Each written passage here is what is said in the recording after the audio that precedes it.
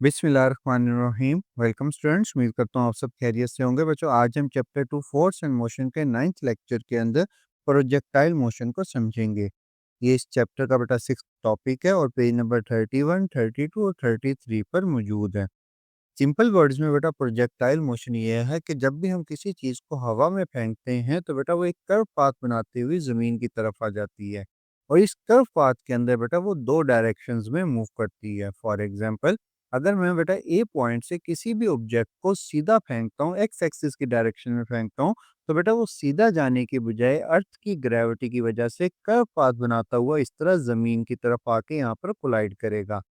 अब इस मोशन के अंदर बेटा ऑब्जेक्ट ने एक्स एक्सिस में यानी कि आगे की तरफ भी मूव किया और डाउनवर्ड डायरेक्शन में भी मूव किया। इसी चीज को बेटा हम टू डायमेंशनल मोशन या प्रोजेक्टाइल मोशन का नाम देते हैं। तो बेटा डिफाइन कैसे करेंगे इसे? Projectile motion is a two dimensional motion in which object is throne with the initial velocity. यहाँ से जिस वेलोसिटी से हमने उसे फेंका था उसको हम इनिशियल वेलोसिटी का नाम दे रहे हैं। And move under the influence of gravity alone. इस केस के अंदर बेटा हम एयर रेजिस्टेंस को इग्नोर करेंगे। For example, football kick by a player. फर्ज करें यहाँ पर एक फुटबॉल मौजूद है और फुटबॉल को एक प्लेयर ने किक किया तो बेटा वो भी स्ट्रेट जाने की बजाय कर्व पाथ बनाते हुए दोबारा जमीन पर आके स्ट्राइक करेगी। अब इस मोशन के अंदर भी बेटा ऑब्जेक्ट ने एक्स एक्सिस और वाई एक्सिस दो डायरेक्शंस में मूव किया। इसी वजह से बेटा फुटबॉल की मोशन को भी हम प्रोजेक्टाइल मोशन का नाम देंगे। इसी तरह नेक्स्ट एग्जांपल है बेटा हमारे पास ball thrown by a cricketer. जैसे बॉल जैसे हम थ्रो करते हैं वो भी बेटा कर्व पाथ बनाते हुए इस तरह जमीन पर आके स्ट्राइक करती है। और missile fired eight an angle, और मिसाइल का जो एंगल होता है बेटा, जो हम अनगाइडेड मिसाइल थ्रो करते हैं वो भी ऐसे ही थ्रो करते हैं। यहाँ से मिसाइल को थ्रो करते हैं। फर्स्ट फर्स्ट करें बेटा यहाँ पर आप हैं और यहाँ पर आपका वो दुश्मन है जिसके ऊपर आपने मिसाइल को लॉन्च करना है। तो बेटा आप यहाँ से लॉन्च करेंगे एक खास एंगल पर और मिसाइल इस तरह जाते हुए एक्स एक्सिस और वाई एक्सिस का डिस्टेंस कवर करते हुए यहाँ पर जाकर स्ट्राइक करेगा। ये दोनों एग्जांपल्स जो हैं बेटा ये हमारे पास प्रोजेक्टाइल मोशन की एग्जांपल्स हैं। और ये दो टाइप होती हैं प्रोजेक्टाइल मोशन की। इसका नाम हम देते हैं बेटा horizontal projection. The object is throne straight sideways from the height. यहाँ पर बेटा हम इसको बिल्कुल स्ट्रेट फेंकते हैं और इसको हम हॉरिजॉन्टल प्रोजेक्टाइल या हॉरिजॉन्टल प्रोजेक्शन का नाम देते हैं। इसी तरह बेटा हमारे पास नेक्स्ट है ओब्लिक प्रोजेक्शन। इसमें हम ऑब्जेक्ट को एक खास एंगल पर थ्रो करते हैं, जैसे यहाँ पर थ्रो किया था। इसको हम नाम देंगे ओब्लिक प्रोजेक्शन। नेक्स्ट बेटा हमने इन दोनों टाइप्स की यानी इन हॉरिजॉन्टल प्रोजेक्शन और ओब्लिक प्रोजेक्शन को डिटेल में समझना है सबसे। अब बेटा हम हॉरिजॉन्टल प्रोजेक्शन का एक्स एक्सिस का और वाई एक्सिस का डिस्टेंस फाइंड आउट करेंगे। मतलब अगर फर्ज करें यहाँ से अगर किसी प्रोजेक्टाइल को हम इनिशियल वेलोसिटी से थ्रो करते हैं तो बेटा वो कितना एक्स एक्सिस में डिस्टेंस ट्रेवल करेगा और कितना वाई एक्सिस का डिस्टेंस ट्रेवल करेगा, ये हमने बेटा इसके फार्मूले आज हम ड्राइव करेंगे। सबसे पहले हम सपोज करते हैं, suppose you throw a ball straight forward from some height, the ball keep moving sideways at the same speed and no force is pushing or pulling it sideways because we ignore air resistance, so horizontal velocity stay constant. In simple words बेटा जब हम उसको x axis में फेंकेंगे तो बेटा gravity सिर्फ object की वर्टिकल वेलोसिटी को चेंज कर सकती है, हॉरिजॉन्टल वेलोसिटी को चेंज नहीं कर सकती। तो जिस स्पीड से जिस वेलोसिटी से आप उसको एक्स एक्सिस में फेंकेंगे वो एक्स एक्सिस की वेलोसिटी कांस्टेंट रहेगी, वो चेंज नहीं होगी। मतलब ये जो ब्लू कलर के एरो हैं ये हमारे पास हॉरिजॉन्टल वेलोसिटी यानी एक्स एक्सिस की वेलोसिटी को शो कर रहे हैं और ये एक्स एक्सिस की वेलोसिटी चेंज नहीं होगी। जो इनिशियल वेलोसिटी होगी वही बेटा फाइनल वेलोसिटी होगी। लेकिन जो बेटा वर्टिकल वेलोसिटी है वो यहाँ पर इस पॉइंट पे जीरो थी क्योंकि यहाँ पर हमने उसको वर्टिकल डायरेक्शन में थ्रो नहीं किया, हमने हॉरिजॉन्टल डायरेक्शन में थ्रो किया। तो बेटा यहाँ पर आहिस्ता आहिस्ता वो वर्टिकल वेलोसिटी बढ़ती जाएगी क्योंकि ज़मीन की ग्रेविटेशनल एक्सेलरेशन उसको अपनी तरफ खींच रही है। तो बेटा आहिस्ता आहिस्ता वो बढ़ते बढ़ते यहाँ पर टकराने से पहले मैक्सिमम हो जाएगी। तो हम लिखेंगे लेट इनिशियल हॉरिजॉन्टल वेलोसिटी जो है बेटा इस पॉइंट के ऊपर वो वी एक्स है और हॉरिजॉन्टल एक्सेलरेशन इस पॉइंट पे हम उसको एक्सेलरेशन प्रोवाइड नहीं कर रहे तो बेटा वो क्या है ज़ीरो। और ना ही एक्सेलरेशन ड्यू टू ग्रेविटी इसकी हॉरिजॉन्टल एक्सेलरेशन को चेंज करेगी। तो बेटा हमारे पास एक्स एक्सिस का जो डिस्टेंस है बी से सी का डिस्टेंस, उसके लिए बेटा फार्मूला होता है S is equal to V T. तो बेटा v हमारे पास इनिशियल वेलोसिटी थी, वही बेटा फाइनल वेलोसिटी होगी, तो बेटा वो हो जाएगा s is equal to V X T. और यहाँ पर s डिस्टेंस को x से हमने रिप्रेजेंट किया क्योंकि बेटा ये x एक्सिस का डिस्टेंस था। इसी तरह बेटा हम a से b यानी कि वर्टिकल डिस्टेंस निकालने के लिए इनिशियल वेलोसिटी जो है, वर्टिकल वेलोसिटी जो थी बेटा वो 0 थी। हमने इनिशियल वेलोसिटी x एक्सिस पर दी थी, y एक्सिस पे कोई इनिशियल वेलोसिटी मौजूद नहीं है, तो बेटा हम कहेंगे initial velocity along y axis is equal to 0, acceleration due to gravity जो है बेटा वो g है। इक्वेशंस ऑफ मोशन यूज करेंगे s is equal to V I T plus 1/2 G T का स्क्वायर। लेकिन यहाँ पर बेटा इनिशियल वेलोसिटी 0 थी, तो बेटा वो फार्मूला रह जाएगा s is equal to 1/2 G T square. और बेटा y एक्सिस का डिस्टेंस को हम y से रिप्रेजेंट कर सकते हैं, तो बेटा ये आ गया बेटा हॉरिजॉन्टल और वर्टिकल का डिस्टेंस। ये हमारे पास हॉरिजॉन्टल का डिस्टेंस था और ये हमारे पास वर्टिकल का डिस्टेंस था। नेक्स्ट बेटा अब हम ऑब्लिक प्रोजेक्टाइल यानी कि ऑब्लिक प्रोजेक्शन की बात करेंगे, जब हमने ऑब्जेक्ट को बेटा एक खास एंगल पर हवा में थ्रो किया और वो एक कर्व पाथ बनाते हुए बेटा दोबारा जमीन पर आ गया। इसमें बेटा हमारे पास जैसे ही हम यहाँ से ऑब्जेक्ट को लॉन्च करेंगे, तो बेटा ऑब्जेक्ट की एक्स एक्सिस और वाई एक्सिस दोनों डायरेक्शंस में वेलोसिटीज होंगी। इस डायग्राम पे गौर कीजिएगा बेटा, यहाँ से जैसे ही बेटा हम उसने प्रोजेक्ट किया, तो बेटा यहाँ पर उसकी एक्स एक्सिस में वेलोसिटी यानी हॉरिजॉन्टल वेलोसिटी भी एग्जिस्ट करती है और वर्टिकल वेलोसिटी भी एग्जिस्ट करती है। यहाँ इस टॉपिक का सबसे इम्पोर्टेंट पॉइंट यहाँ पर मैं बताने जा रहा हूँ, ज़रा अटेंटिव रहिएगा। ये जो बेटा हॉरिजॉन्टल वेलोसिटी थी ये चेंज नहीं होगी, मतलब एक्स एक्सिस की वेलोसिटी को acceleration due to gravity change नहीं कर सकती। लेकिन ये जो वर्टिकल वेलोसिटी है बेटा ये यहाँ पर मैक्सिमम होगी, और जैसे-जैसे ये अपने हाईएस्ट पॉइंट पर जाएगा, इस पॉइंट पर जाते हुए ये वर्टिकल वेलोसिटी 0 हो जाएगी, जिसकी वजह से ये बॉल जो है ये फर्दर अपवर्ड मूव नहीं करेगी और एक्सेलरेशन ड्यू टू ग्रेविटी की वजह से इस पॉइंट से अब ये डाउनवर्ड डायरेक्शन में मूव करेगी। और डाउनवर्ड डायरेक्शन में मूव करते हुए इसकी जो वर्टिकल वेलोसिटी आहिस्ता-आहिस्ता बढ़ते टकराने से पहले बेटा दोबारा मैक्सिमम हो जाएगी। सिंपल वर्ड में बेटा एक्स एक्सिस की वेलोसिटी चेंज नहीं होगी और वाई एक्सिस की वेलोसिटी चेंज होगी, क्योंकि एक्सेलरेशन ड्यू टू ग्रेविटी उसको नीचे ज़मीन जो है उसको अपनी तरफ खींच रही है। तो बेटा स्टेप बाय स्टेप समझते हैं इन सारी चीज़ों को।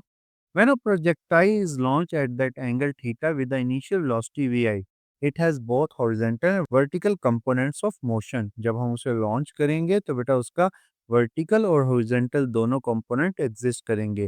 हॉरिजॉन्टल कंपोनेंट को हम सिंपल वर्ड में लिखेंगे V I X is equal to V I cos theta, मतलब इनिशियल वेलोसिटी उसकी है वी आई कॉस थीटा और वर्टिकल वेलोसिटी इनिशियल है बेटा V I sine theta. The motion can be analyze separately along horizontal and vertical component. हम इसको horizontal और vertical component में अलग-अलग सॉल्व इसलिए करेंगे क्योंकि हमारे पास बेटा हॉरिजॉन्टल कंपोनेंट जो है वो चेंज नहीं होगा, जबकि वर्टिकल कंपोनेंट चेंज होगा। हॉरिजॉन्टल कंपोनेंट में एक्सेलरेशन ड्यू टू ग्रेविटी 0 है, तो बेटा एक्सेलरेशन हमारे पास 0 रहेगी और फाइनल वेलोसिटी और इनिशियल वेलोसिटी दोनों सेम है। Vx हमारे पास फाइनल वेलोसिटी को शो कर रहा है और Vix हमारे पास इनिशियल वेलोसिटी को शो कर रहा है। तो जितनी बेटा इनिशियल वेलोसिटी थी उतनी ही बेटा फाइनल वेलोसिटी आएगी वी आई कॉस थीटा। और एक्स एक्सिस का बेटा डिस्टेंस निकालने के लिए हमारे पास फार्मूला होता है S is equal to V T. और वी हमारे पास इनिशियल वेलोसिटी गिवन है, तो बेटा S is equal to V T. Initial velocity का यहाँ पर फार्मूला पुट करेंगे तो बेटा फाइनल फार्मूला आएगा एस इज इक्वल टू या X is equal to V I cos theta multiply by T. अब हम बेटा वर्टिकल डिस्टेंस को फाइंड आउट करेंगे। वर्टिकल डिस्टेंस को फाइंड आउट करने के लिए जब ऑब्जेक्ट ज़मीन से ऊपर की तरफ जाएगा तो एक्सेलरेशन ड्यू टू ग्रेविटी की वजह से उसकी वेलोसिटी कम होगी, तो बेटा फाइनल वेलोसिटी निकालने के लिए हम फार्मूला यूज़ करेंगे F is equal to V I minus G T. Minus क्यों यूज़ किया? क्योंकि ऑब्जेक्ट जो है बेटा वो अपोजिट डायरेक्शन में मूव कर रहा है। एक्सेलरेशन ड्यू टू ग्रेविटी आएगी ए इज इक्वल टू माइनस जी। तो बेटा इनिशियल वेलोसिटी पुट करेंगे तो बेटा फाइनल वेलोसिटी आएगी हमारे पास V I sine theta minus G T. और बेटा वर्टिकल डिस्टेंस निकालने के लिए फार्मूला हमारे पास था S equal to V I T minus 1/2 G T square. यहाँ पर भी बेटा जब इनिशियल वेलोसिटी की वैल्यू पुट करेंगे तो बेटा वर्टिकल डिस्टेंस का फार्मूला आएगा V I sine theta multiply T minus 1/2 G T square. अब बेटा इन दोनों स्लाइड्स में पहले हमने बेटा इन दोनों की इनिशियल वेलोसिटीज लिखी, एक्स एक्सिस की और वाई एक्सिस की, और फिर बेटा हमने एक्स एक्सिस का डिस्टेंस फाइंड आउट किया। अब बेटा इस स्लाइड के अंदर हमने इसका वाई एक्सिस का मतलब ये वाला डिस्टेंस फाइंड आउट किया। और अगर हमने मैग्नीट्यूड फाइंड आउट करना हो, टोटल वेलोसिटी फाइंड आउट करनी हो, तो बेटा पाइथागोरस थ्योरम से हम इजीली फाइंड आउट कर सकते हैं v is equal to square root V X square plus V Y square. और बेटा अगर हमने ये एंगल थीटा फाइंड आउट करना हो, तो बेटा हमने इससे पहले वाले टॉपिक्स में भी पढ़ा था कंपोनेंट्स ऑफ वेक्टर के अंदर के tan theta is equal to बेटा vertical component divided by horizontal component. ये जो थीटा है बेटा, एंगल जो है हमारे पास, ये एक्स एक्सिस के साथ बनेगा, यानी हॉरिजॉन्टल कंपोनेंट के साथ बनेगा। नेक्स्ट बेटा, मैक्सिमम हाइट अगर हमने इस प्रोजेक्टाइल की निकालनी हो, कि मतलब ये जो ऑब्जेक्ट ने ज़मीन से मैक्सिमम कितनी हाइट पर ऑब्जेक्ट किया था, तो बेटा उसके लिए हम यूज़ करेंगे 2as equal to V F square minus V I square. Maximum height वो डिस्टेंस जो बेटा ज़मीन से वो मैक्सिमम ट्रेवल करता है वर्टिकल डायरेक्शन के अंदर। इस केस में बेटा जब वर्टिकल डायरेक्शन की बात करेंगे, तो acceleration due to gravity negative होगी। डिस्टेंस को बेटा एस को हम कन्वर्ट करेंगे एच के अंदर, और फाइनल वेलोसिटी मतलब इस पॉइंट के ऊपर जो ऑब्जेक्ट की वेलोसिटी होगी, कुछ लम्हे के लिए बेटा वो स्टॉप होगा, तो बेटा फाइनल वेलोसिटी यहाँ पर जीरो होगी। ये सारी वैल्यू जब हम इस इक्वेशन में पुट करेंगे, तो बेटा ए की जगह माइनस जी आ गया, फाइनल वेलोसिटी की जगह 0 आ गया। इनिशियल वेलोसिटी हमें पता है वी आई साइन थीटा, तो बेटा यहाँ पे पुट करेंगे तो ये इक्वेशन बनेगी minus two G H is equal to minus V I square sine square theta. और एच की वैल्यू हमने निकालनी थी, तो बेटा माइनस माइनस से कैंसिल हो गया, एच इज इक्वल टू आ गया V I square sine square theta divided by two G. इस फार्मूले से हम बेटा प्रोजेक्टाइल की मैक्सिमम हाइट फाइंड आउट कर सकते हैं। नेक्स्ट बेटा है हमारे पास टाइम ऑफ फ्लाइट। वो टाइम जो बेटा प्रोजेक्टाइल को टोटल फ्लाइट में लगेगा, उसको हम नाम देते हैं टाइम ऑफ फ्लाइट।